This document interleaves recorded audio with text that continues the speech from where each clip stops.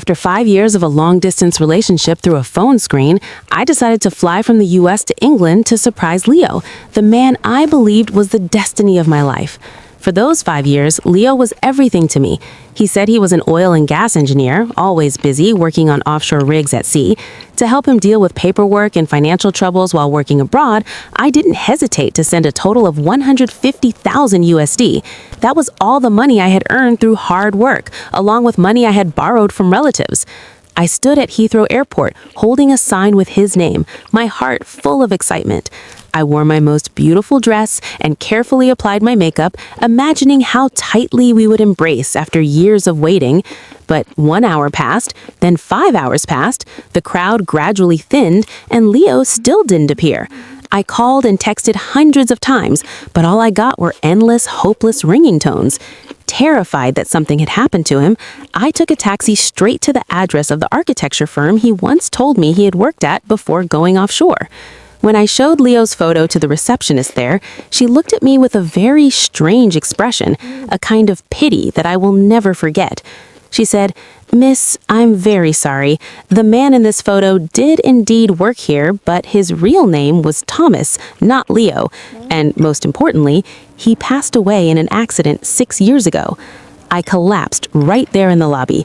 My ears rang. My heart clenched as if someone were crushing it.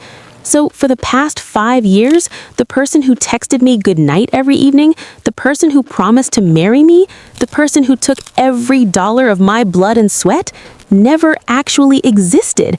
I had fallen in love with a ghost. I had been bitterly deceived from the very first day, and the person behind this cruel joke had used the face of a deceased man to manipulate me for half a decade. I returned to the US like an empty shell.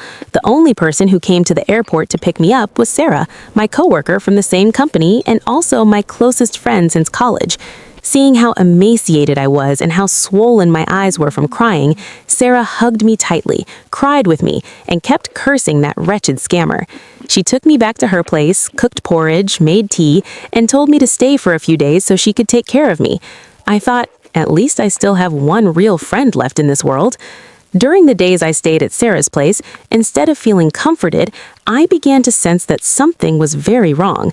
In the past, Sarah had been just an ordinary office worker, always complaining about credit card debt.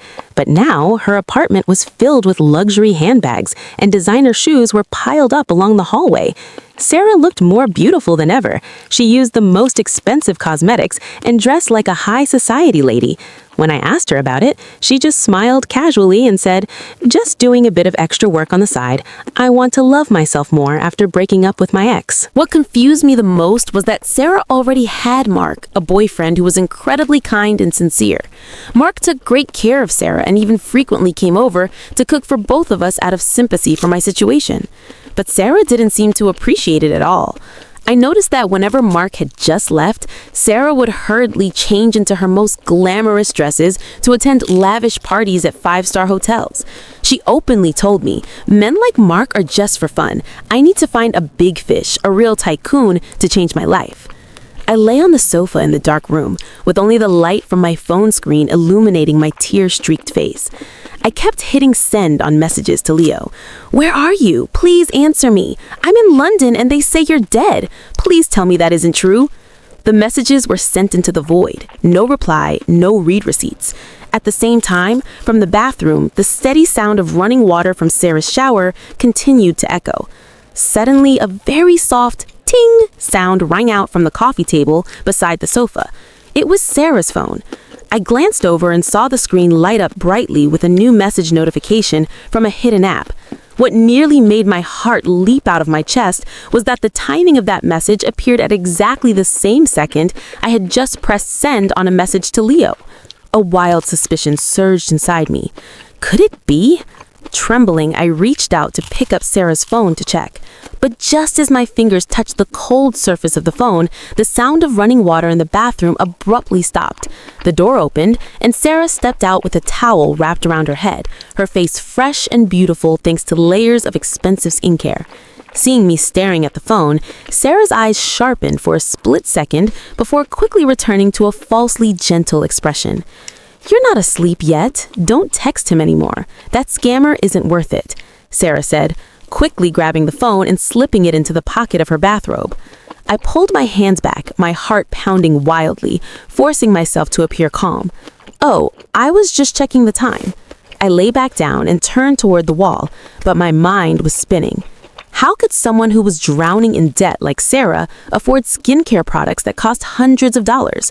Why was she constantly urging me to give up searching for Leo when she herself had always encouraged me to send him money in the past? The next morning, I pretended to sit at the dining table with a bright, cheerful face, completely different from my usual gloom. I deliberately left a stack of fake documents labeled Inheritance Claim Procedures on the table. When Sarah came out, looking sleepy, I picked up my phone, pretended to call a lawyer, and spoke loudly.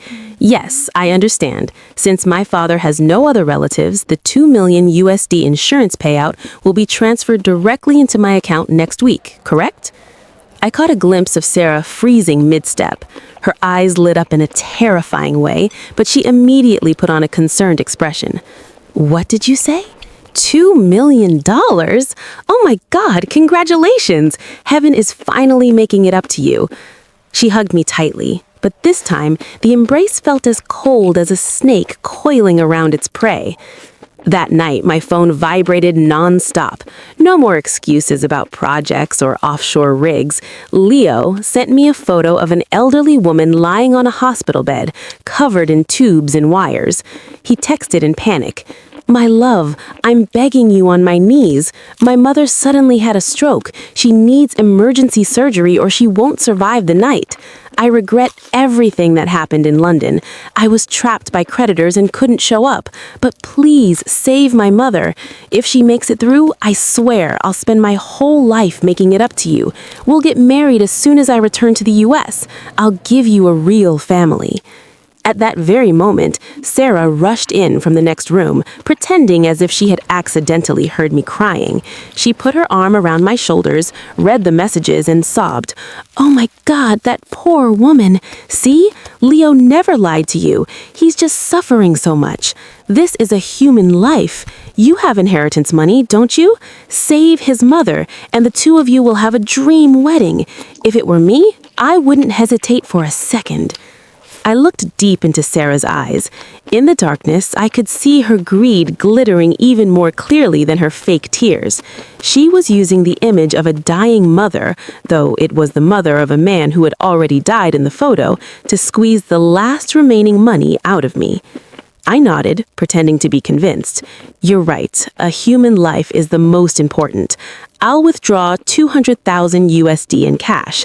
But Sarah, the bank is monitoring me because of the large inheritance, so I can't show my face to hand over the money.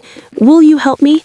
Take this money and give it to Leo's representative. You're the only person I trust to entrust my future and happiness to. Sarah struggled to suppress a triumphant smile and patted my shoulder. Don't worry, leave it to me.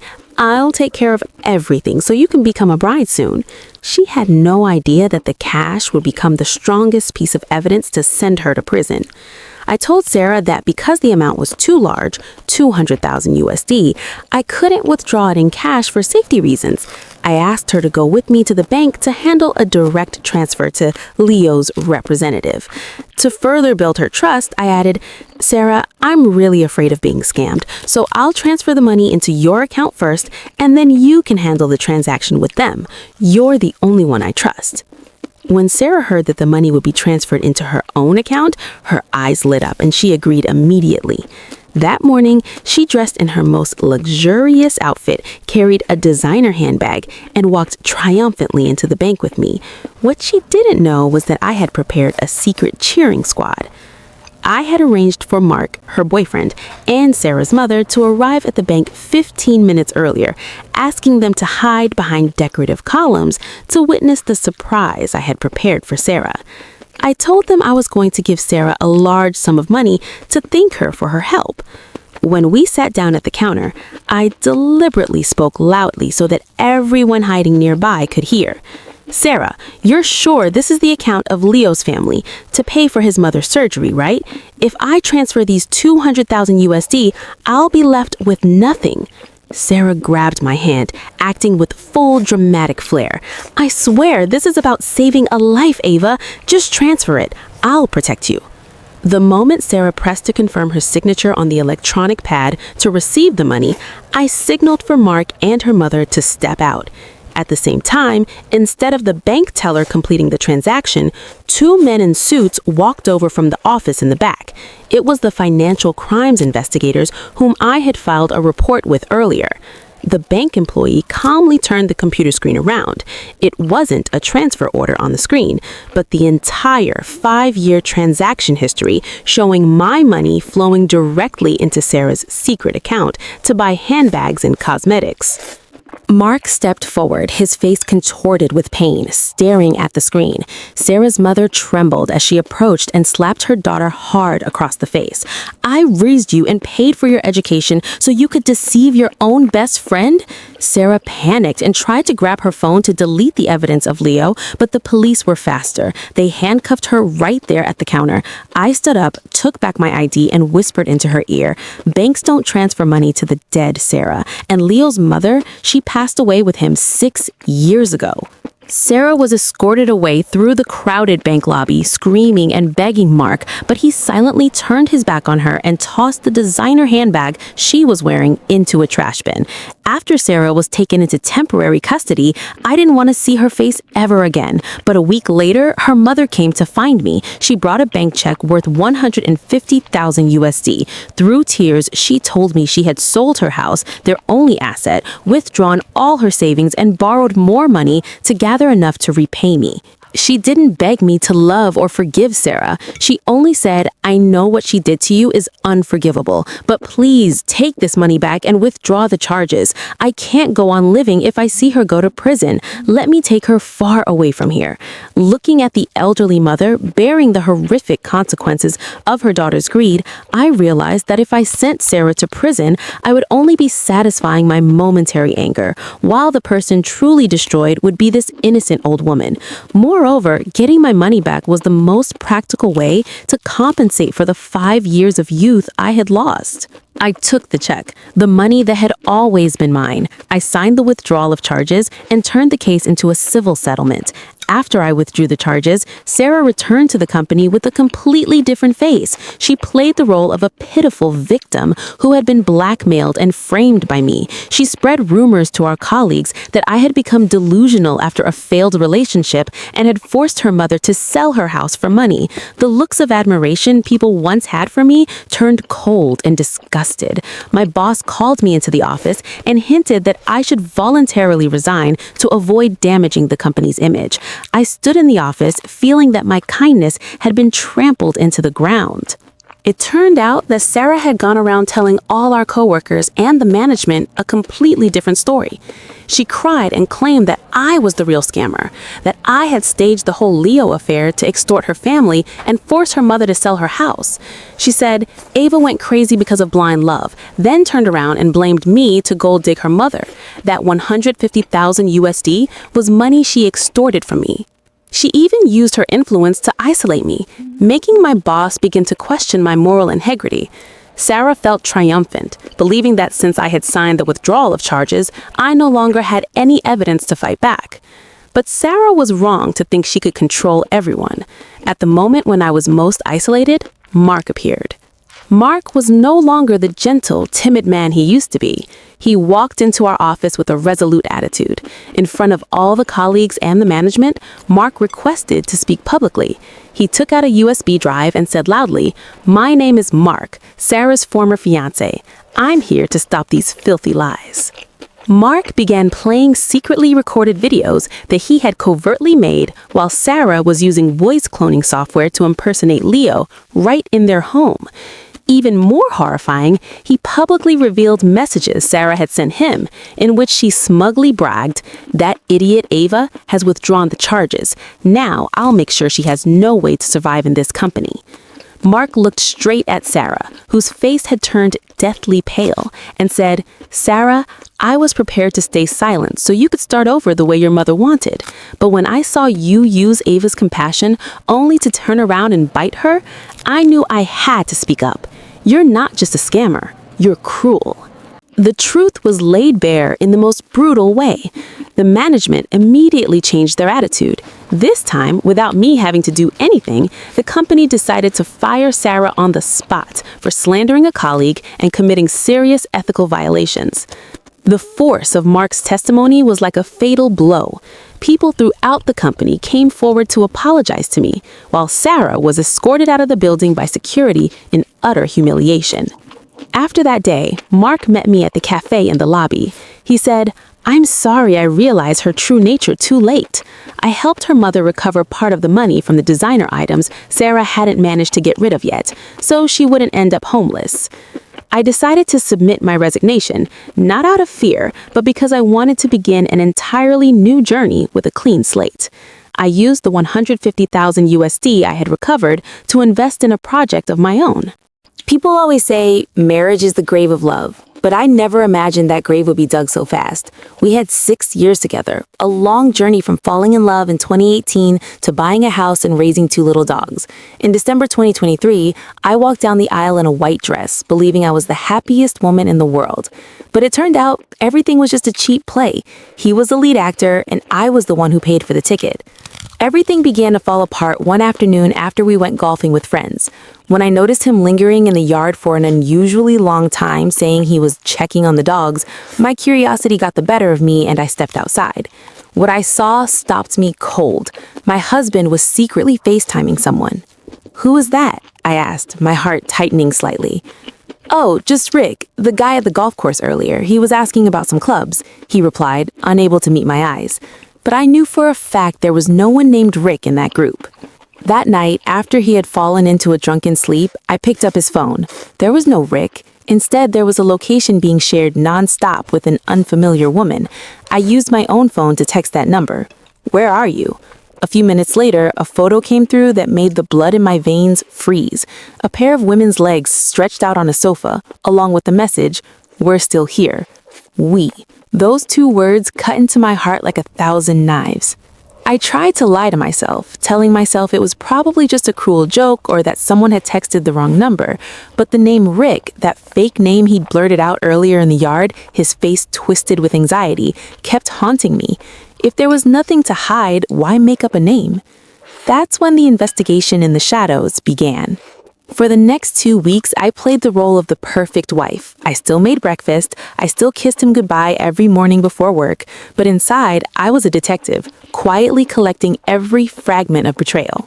Tracing his movements, I no longer believed in late meetings or drinks with clients. I started checking location apps and the Google Maps history synced to an old iPad we kept at home. Following the money, I quietly logged into our joint credit card account, the one we had set up to save for our future together, and that was when the truth slapped me hard across the face. I found a string of charges from an upscale flower shop on days when I hadn't received a single bouquet. I saw a bill from a steakhouse on the night he claimed he was attending a company farewell party. Worst of all, he had used that card to pay for a small hotel on the outskirts of town on the exact day marking 6 months since we officially moved into our new home. Every receipt was proof of the other woman's existence. He wasn't just cheating on me, he was using the very money I had worked for to build another home. My silence at that point wasn't because I didn't believe it anymore. It's because I was stockpiling enough ammunition for the most devastating counterattack. I realized the man lying next to me every night, the man who still whispered, "I love you," was in fact a complete stranger. Our 6-month marriage turned out to be nothing more than a facade to conceal his cowardly nature. That evening, he texted me, "Hey babe, there's a farewell party at work today. I'll be home a little late. I'll bring you something good to eat." If this had been before, I would have felt touched that even when he went out to eat, he still thought of me. But now, with the credit card statement open on my phone, I sat waiting in the dark, staring at the screen. 8:45 p.m. A payment notification popped up. $350 at the most romantic French steakhouse in the city. That wasn't a bill for a company party with a dozen people. That was a bill for 2, for red wine and candlelight. At exactly 10 p.m., I heard the key turn in the lock. He walked in, his face still flushed with alcohol and carrying the scent of unfamiliar perfume. Not heavy, but light and feminine. A scent I knew for certain did not exist in my makeup drawer. "Babe, the steak was amazing. I boxed up half for you," he said, handing me the restaurant's elegant paper bag. I looked at the bag, then at him. Inside were half-eaten cuts of steak and cold mashed potatoes. A wave of nausea rose in my throat. Suddenly, I saw it clearly.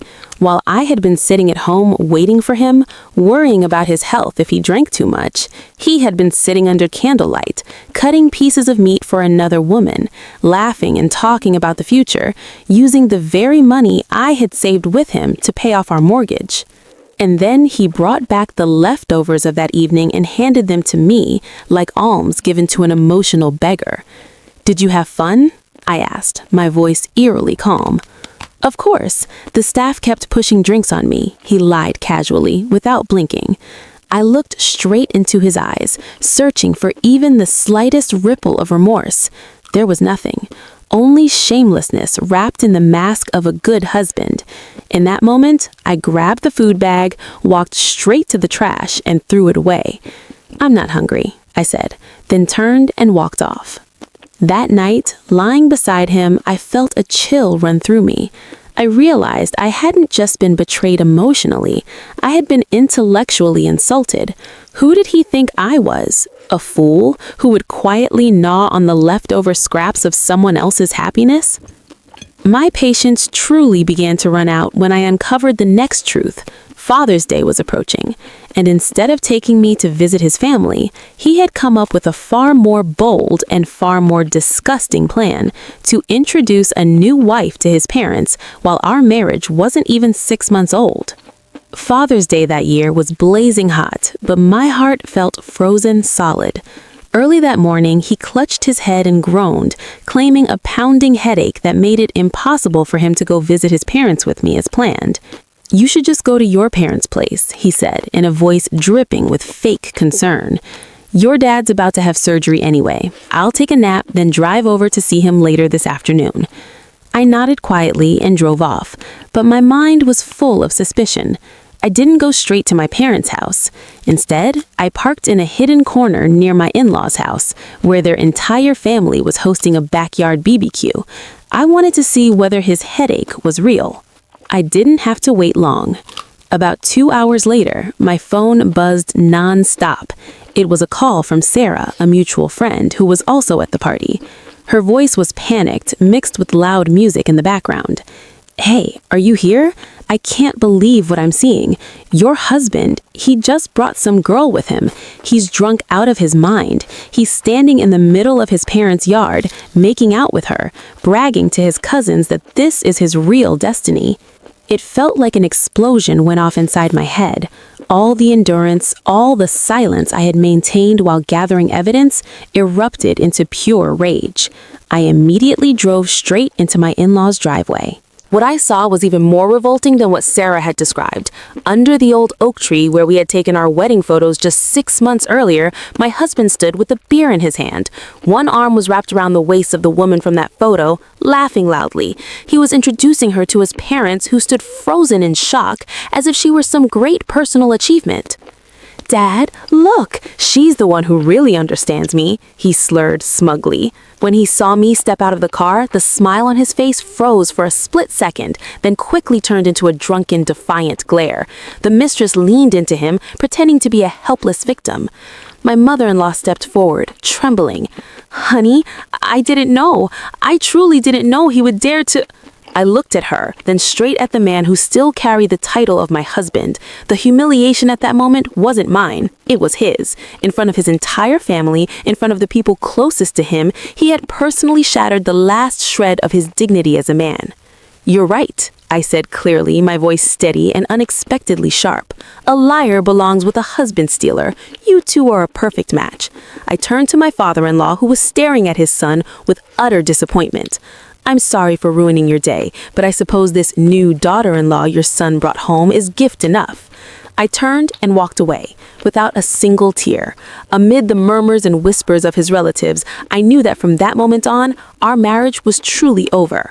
What I didn't expect was that even after such public disgrace, he would still have the nerve to stage a fake repentance, writing handwritten letters, all just to buy himself more time to steal the house from me. After the storm of humiliation at my in-laws' place, I should have ended everything immediately. But the psychology of a woman who had invested 6 years of her youth isn't so easy to undo. I fell into a state of denial, a deadly psychological trap. I convinced myself that maybe he was having a midlife crisis or that alcohol had simply led him astray. I decided to give him and myself one final chance. I signed us up for an expensive marriage counseling program.